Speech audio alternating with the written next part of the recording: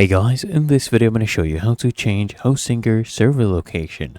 The first thing I want you to do is log into your Hostinger dashboard, and then here on the left hand panel click on Home, and then under Hosting you'll see Business WordPress. Click here on Manage, and then what I want you to do is just scroll down here under Overview. You'll see Hosting Resources Usage.